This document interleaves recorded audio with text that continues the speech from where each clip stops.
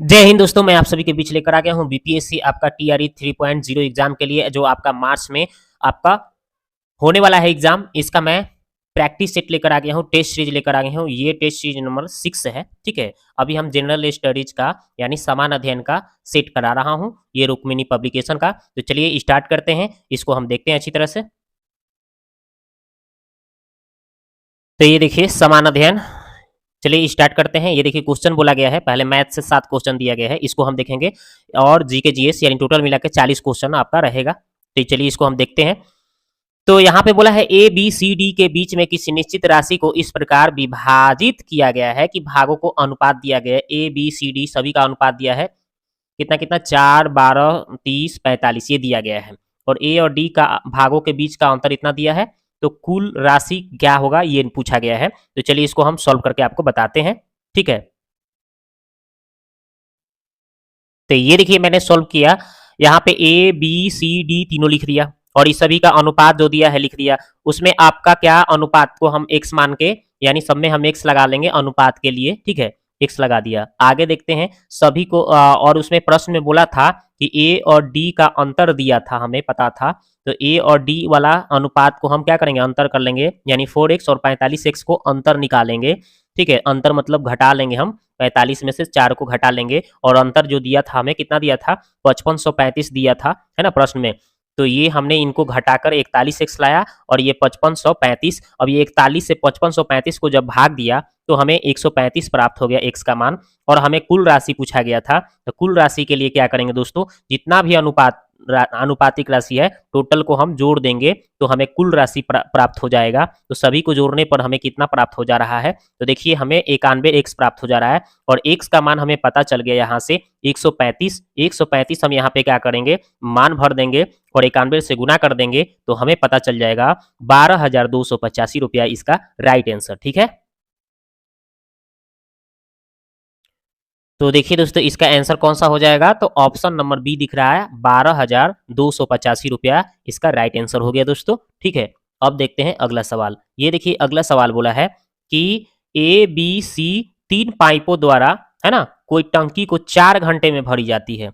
और पाइप जो है आपका सी जो है, पाइप सी जो है बी की तुलना में कितना गुनी है, 2.1/2 यानी कि 3/2 गुनी है, ठीक है, ये बोला है, ठीक है। इसी तरह से बी जो बोला है ए की तुलना में कितना गुनी है, तिगुनी है, ये बोला है। इसके हिसाब से हम अनुपात निकाल लेंगे और ए के द्वारा जो टंकी कितना घंटे में भरेगा ये हम पता कर लेंगे, ठीक है। तो चलिए इसको हम देखते हैं। तो हमें बोला है, पहले क्या बोला है यहाँ पे, सी जो है बी की तुलना में, तो हम पहले बी और किसका, सी का निकालेंगे हम, ठीक है ना। तो यहाँ पे बोला है सी जो है बी की तुलना में, माने इसके तुलना में है सी जो है एक इतना गुना है, इतना 1.5 गुना, मतलब 1.5 गुना मतलब कि 3/2 है। तो ये अगर 1 होगा तो ये कितना होगा, ये आपका 3/2 होगा। और इसके हिसाब से यहाँ पे 2 आ जाएगा, यहाँ पे 3 आएगा। देखिए कैसे किए हैं, तो देखिए हमने कैसे किया है, यहाँ पे बी और सी कर लिया। तो बी बोला था कि सी जो था कितने, बी के तुलना में 1/1 यानी कि इसको तोड़ेंगे पूर्णांक तो 3/2 हो जाएगा। यानी बी जो था सी की तुलना में, सी जो था आपका कितना, बी के तुलना में इतना गुनी था, तो इतना हम लिख दिए। और इसको हम चाहेंगे तो ये 2 से गुना होगा यहाँ पे, तो 2 ये हो जाएगा और ये 3 यहाँ हो जाएगा, ठीक है। यानी कि इसका अनुपात कितना आ गया, 2:3 आ गया। और एक और बात बोला था कि आपका दूसरा बात बोला था कि बी जो था ए की तुलना में तिगुनी था। तो ए को हमने 1 माना और इसको 3 कर दिया, ठीक है। और यहाँ पे देखिए दोस्तों हम क्या करेंगे, इसमें भी बी दिख रहा है और इसमें भी बी दिख रहा है, तो दोनों को हम बराबर लाएंगे। बराबर कैसे लाएंगे, ठीक है। तो यहाँ पे इसका हमें 2 पता चल गया है, इसका हमें 3 पता चल गया है, इसका हमें 1 पता है, इसका हमें 3 पता है, ठीक है। तो हम क्या करेंगे दोस्तों, इसका जो 2 है ना इसमें गुना कर देंगे, तो ये 2 हो जाएगा, इधरों गुना करना पड़ेगा, तो 3 दूना 6 हो जाएगा, ठीक है, यहाँ पे दोनों साइड में। और इसका जो आपका कितना था, इसका जो बी में कितना था, 3 था, तो इसमें हम 3 से गुना मार देंगे, तो 3 दूना 6 और यहाँ पे 3 तिहाई 9। तो ये हमें इसका अनुपात पता चल गया कितना, आपका बी और सी का अनुपात इतना आ गया और ए और बी का अनुपात इतना आ गया, ठीक है। ये सब हमें पता चल गया। अब ए बी सी का अनुपात निकालेंगे, ए बी सी तीनों का अनुपात निकालेंगे, तो ए कितना हो गया भाई, थी पहले ये ए है ये बी है ना, तो ए का कितना हो गया, तो ए के जगह पे 2 हो गया और बी के जगह पे कितना हो गया 6, यहाँ भी देखिए 6 है और सी के जगह पे कितना है 9, तो यानी 2 6 9 आ जाएगा। आगे देखिए 2 6 9 आ गया एबीसी का, ठीक है। और इसकी अगर हम क्षमता की बात कर लें, ठीक है, तो क्षमता अगर निकालना हो तो टोटल का हम क्या करेंगे, ऐड कर लेंगे। और तो कितना हो जाएगा टोटल, हमें क्षमता कितना हो जाएगा 17 पता चल जाएगा, ठीक है। और उसको 4 घंटे टाइम लग रहा था, तो 17 में 4 से गुना मार देंगे तो टोटल हमें निकल जाएगा कार्य, ठीक है। और ए द्वारा पूछा गया था, तो ए द्वारा पूछा गया था, तो यहाँ 17 गुने 4 टोटल टोटल कार्य हमें ऊपर लिख देना है। और एक का कितना लग रहा था, तो ए के द्वारा कितना 2 घंटे में पूछा गया था ना, कि 2 घंटे में बताइए, तो बस उसको हम क्या करेंगे, इसको 2 से क्या करेंगे, डिवाइड कर देंगे, तो हमें पता चल जाएगा, ठीक है।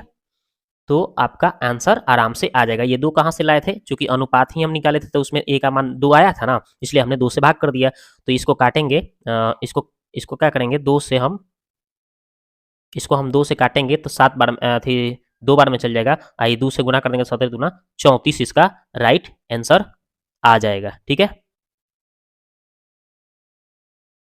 तो देख लीजिए इसका आंसर कौन सा दिख रहा है आपका, इसका आंसर आपका कितना दिख रहा है, तो आपका 34 आया है ना, 17 दूना 34, तो यही इसका राइट आंसर हो गया दोस्तों, ठीक है। अब देखते हैं अगला सवाल।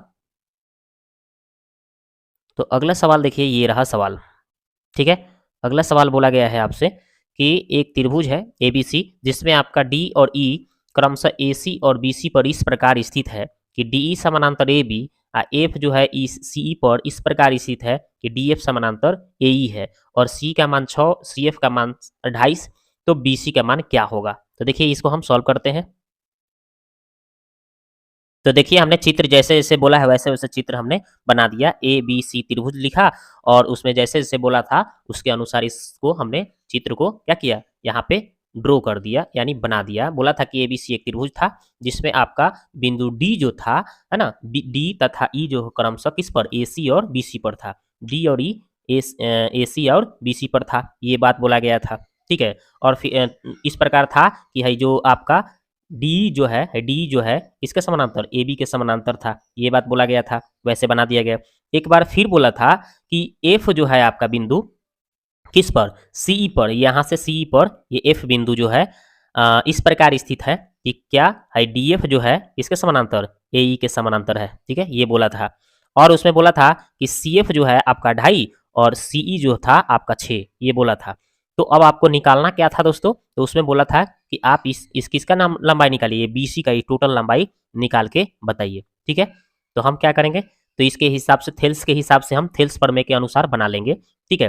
तो एक बार हम क्या करेंगे, ये वाला समानांतर इसके समानांतर दिया है, तो इतना बटे इतना हो जाएगा इधर, और इधर इतना बटे इतना हो जाएगा, ठीक है। तो इसके हिसाब से देखिए हमने ऐसे ही कर लिया है कि चूंकि डी एफ समानांतर ए ई है, तो सी डी बटे ए डी और सी एफ बटे एफ ई हो जाएगा, ठीक है। इसी तरह से जैसे ही ये दोनों समानांतर है, तो कैसे हो गया, ये सी डी बटे ए डी और सी एफ बटे एफ ई एक समीकरण आ गया, ठीक है। तो ये हमने कर लिया। उसी तरह से दूसरा काम किया है।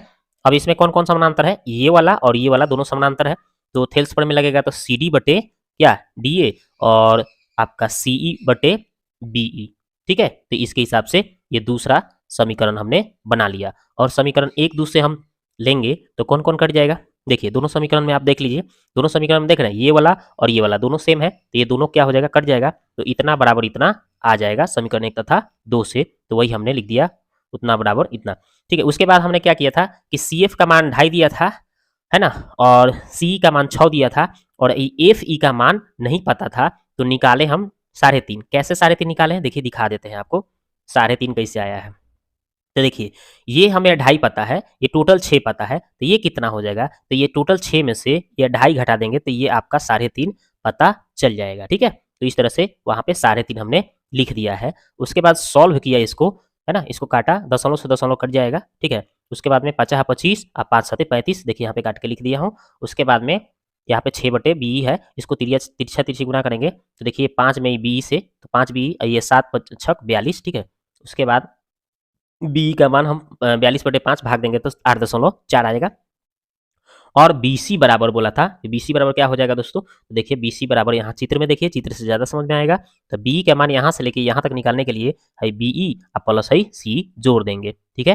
तो हमें देखिए ये आपका सी तो पता है 6, हम निकालिए दिया 8.4, ठीक है, ये दोनों को जोड़ देंगे हम, तो 8 6 कितना हो जाएगा, 14.4 हो जाएगा। इसका 8.6 और इसका आपका 6 है। अब ये दोनों को जोड़ दीजिए तो कितना आ गया, 14.4 cm, ये रहा आंसर, ठीक है।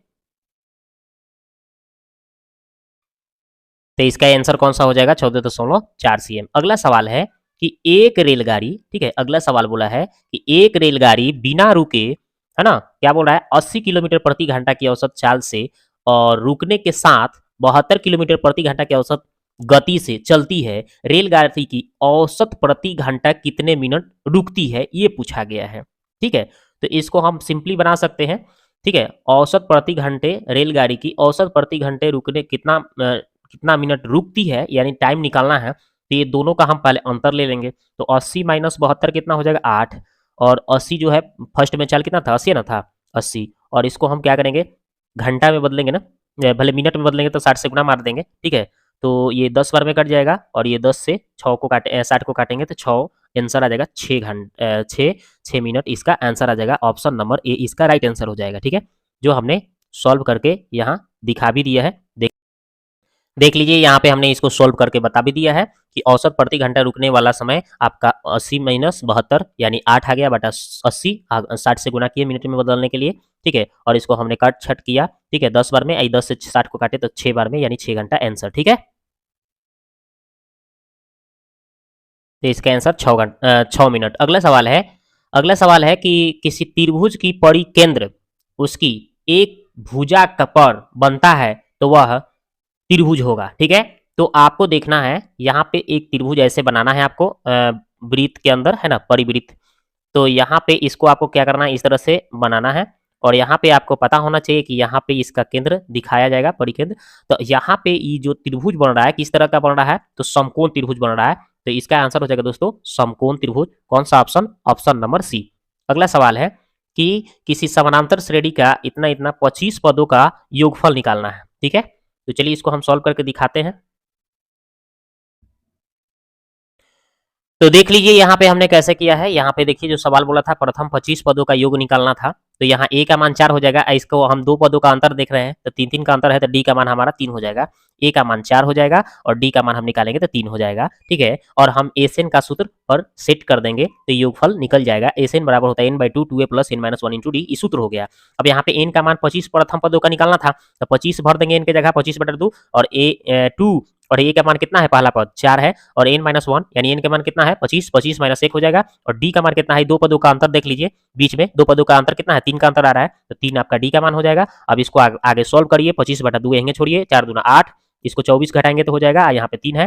ठीक है, आगे बढ़ेंगे तो 8 ये 24 3 72, अब 72 8 जोड़ेंगे तो 80, और ये 25/2 से काटेंगे 80 को तो 40 बार में, और 40 में 25 से गुना करेंगे तो 1000 इसका राइट आंसर हो जाएगा दोस्तों, 1000। ठीक है,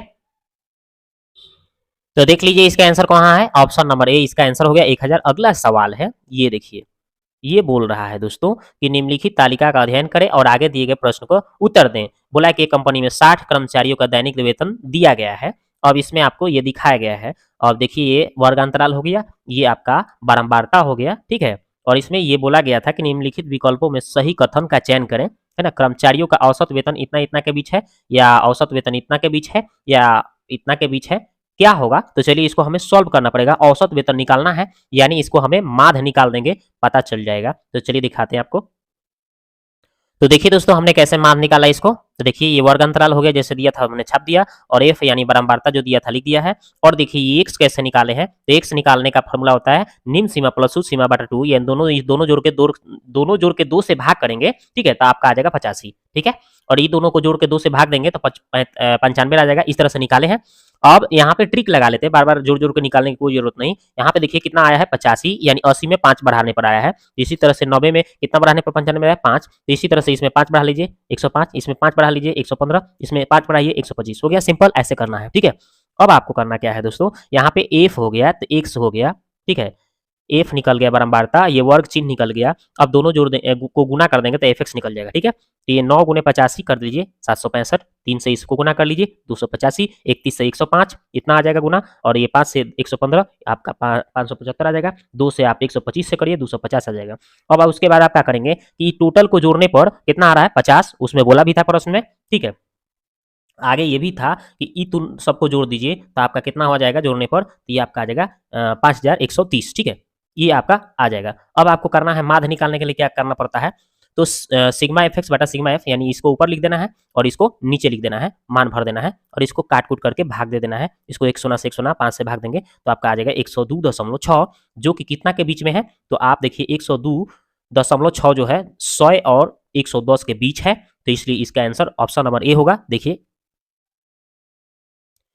तो देख लीजिए दोस्तों, इसका कौन सा आंसर हो जाएगा, 102.6 आया था ना, तो आपका देख लीजिए 102.6 कहाँ पे मिलेगा, तो 102.6 ये 100 और 110 के बीच में मिलेगा, जो कि ऑप्शन नंबर ए ही इसका राइट आंसर हो जाएगा। ये आपका आंसर हो गया दोस्तों, ठीक है।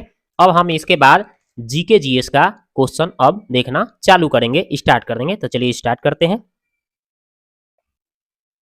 तो देखिए यहाँ पे क्वेश्चन बोला है दोस्तों कि बिहार के वह मुख्यमंत्री जो सबसे कम अवधि तक इस पद सबसे कम अवधि तक इस पद पर बने रहे हैं, वो कौन थे, उनका नाम पूछा गया है। तो सतीश प्रसाद सिंह थे, ठीक है। बिहार के मुख्यमंत्री सतीश प्रसाद सिंह जो थे, कार्यकाल सबसे कम दिनों का उनका था, याद रखिएगा, ठीक है। कितना था, तो 28 जनवरी 1968 से 1 फरवरी 1968 तक रहे, यानी कि मात्र 5 दिनों तक के लिए मुख्यमंत्री वो बने थे, ठीक है। और सतीश प्रसाद सिंह जो थे, भारत में सबसे कम उम्र के मुख्यमंत्रियों में से एक हैं। ये 32 साल के एज में ये मुख्यमंत्री बने थे, ठीक है। तो चलिए ये हो गया। अगला सवाल देखते हैं, 38 हो गया, अब देखते हैं 39। ये देखिए 39 नंबर क्वेश्चन बोला है दोस्तों कि पटना में स्थित राजभवन मुख्य सचिवालय तथा उच्च न्यायालय की इमारतों किस शैली में प्रभावित है। ये क्वेश्चन आ गया दोस्तों। तो इसका आंसर हो जाएगा दोस्तों ऑप्शन नंबर सी, यूरोपियन पुनर्जागरण काल की शैली, ठीक है। अगला सवाल है कि बिहार की मैदानी भाग जो बिहार के कुल क्षेत्रफल का लगभग कितना प्रतिशत है, तो इसका आंसर हो जाएगा दोस्तों 95% है, ठीक है।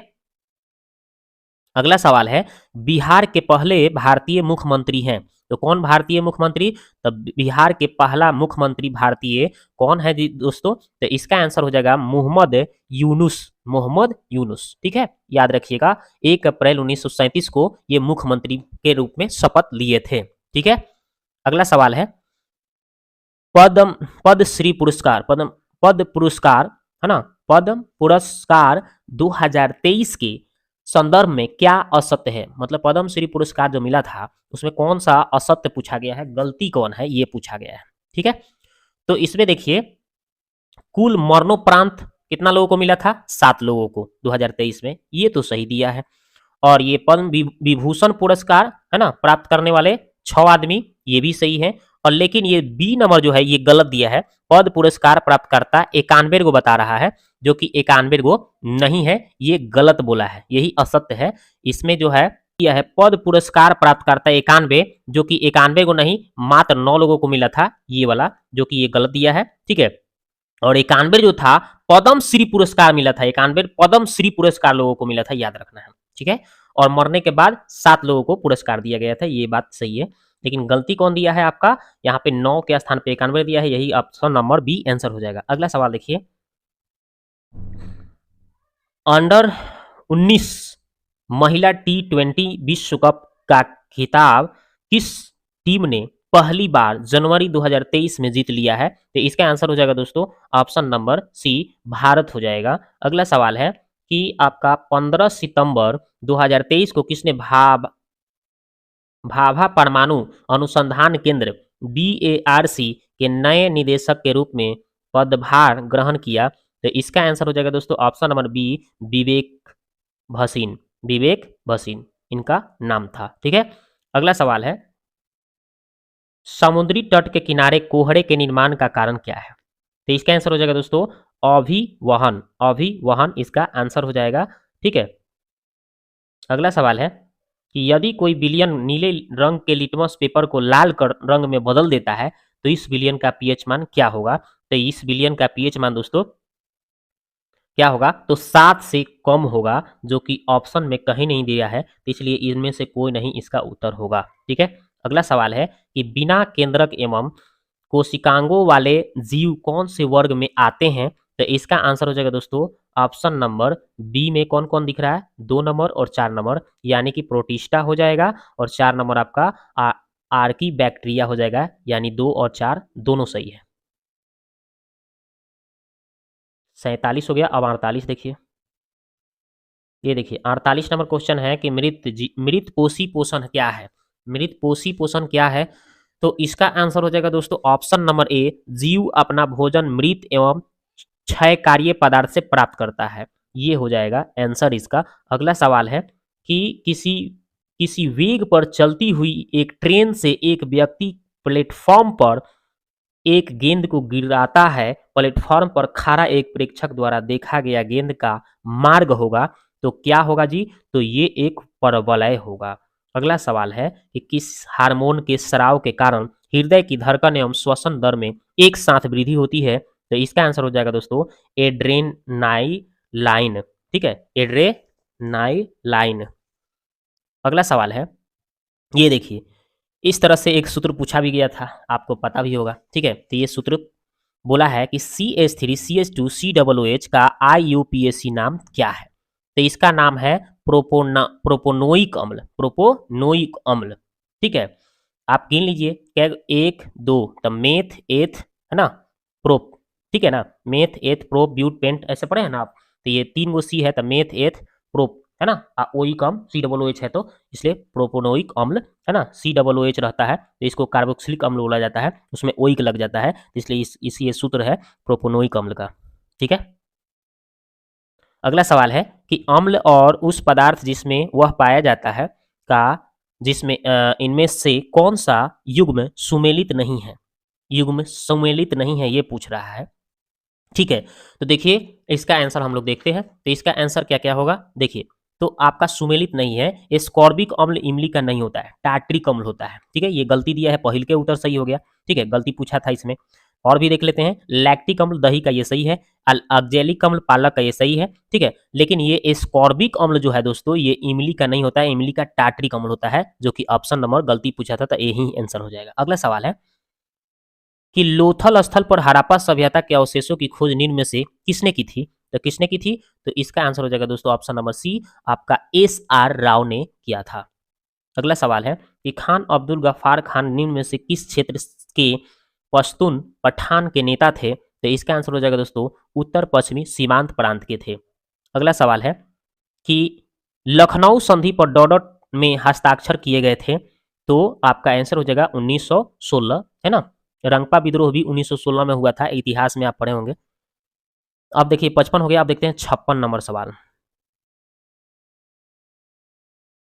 तो देखिए 56 नंबर सवाल बोला है, किस वर्ष तत्कालीन संघशाह जॉर्ज पंचम ने दिल्ली को आधिकारिक रूप से ब्रिटिश भारत की राजधानी घोषित किया था, तो इसका आंसर हो जाएगा दोस्तों ऑप्शन नंबर बी 1911। अगला सवाल है, अलाउद्दीन खिलजी द्वारा लगाया गया खराज कर किसान की उपज के लगभग कितना प्रतिशत हिस्से के बराबर होता था, तो इसका आंसर हो जाएगा दोस्तों 50%। अगला सवाल है, अश्वघोष निम्न में से किस राजा के दरबारी कवि थे, तो ये तो आपको पता होगा, ये कनिष्क के क्या थे, दरबारी कवि थे। अगला सवाल है कि भारत में साइमन कमीशन के आगमन से पूर्व निम्नलिखित में से कौन सा घटना घटी थी, तो इसका आंसर हो जाएगा दोस्तों काकोरी षड्यंत्र की घटना घटी थी। अगला सवाल है कि द्वितीय विश्व युद्ध में अपने पक्ष में पूर्ण भारतीय सहयोग प्राप्त करने के लिए ब्रिटिश सरकार ने भारत में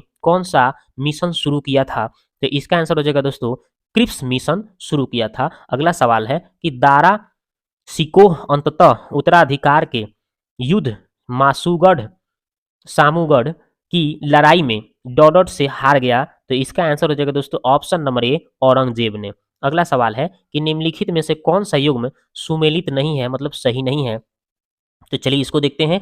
तो इसमें आपका जो है सरदार सरोवर बांध नर्मदा नदी पर है, ये तो सही है भाई। तिलैया बांध कोनार नदी पर, यही गलत दिया है।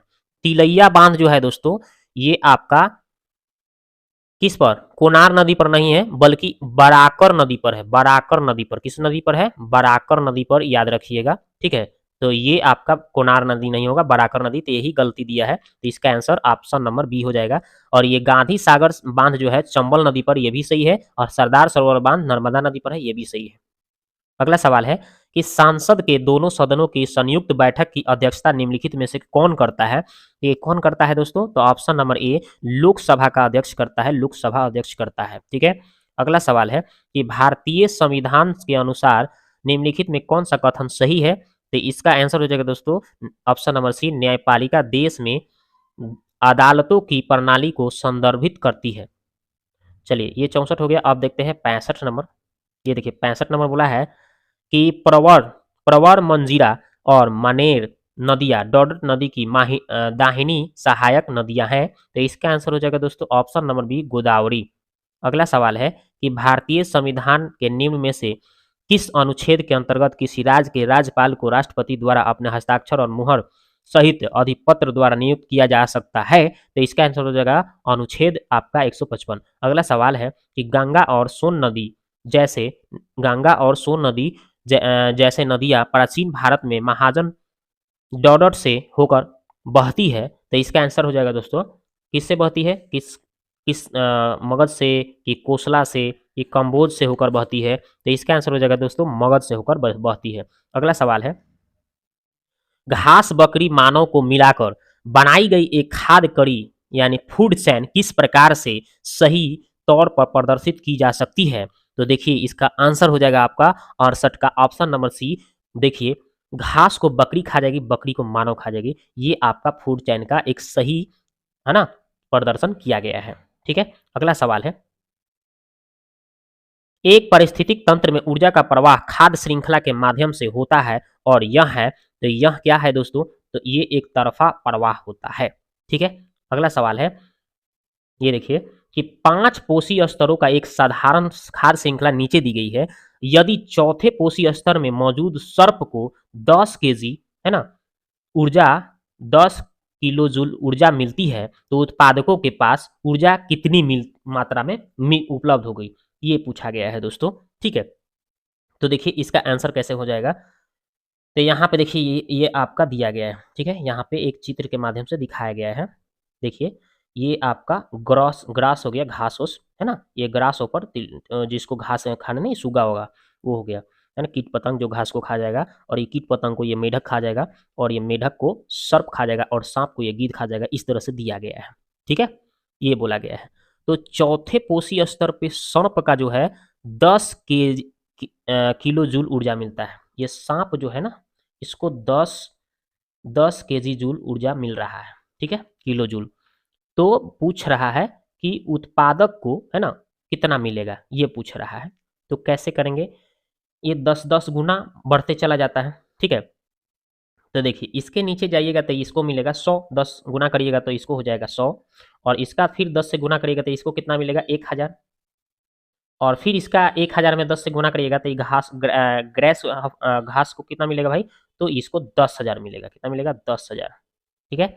तो इसका आंसर हो जाएगा 10,000 किलो जूल। ठीक है। 10,000 किलो जूल ऑप्शन नंबर जो कि ए है, यही इसका आंसर हो जाएगा। ठीक है। तो दोस्तों आशा करता हूँ कि ये आपको समझ में आया होगा। तो वीडियो कैसा लगा आप कमेंट बॉक्स में एक प्यारा सा कमेंट करें। मिलते हैं नेक्स्ट वीडियो में। ठीक है।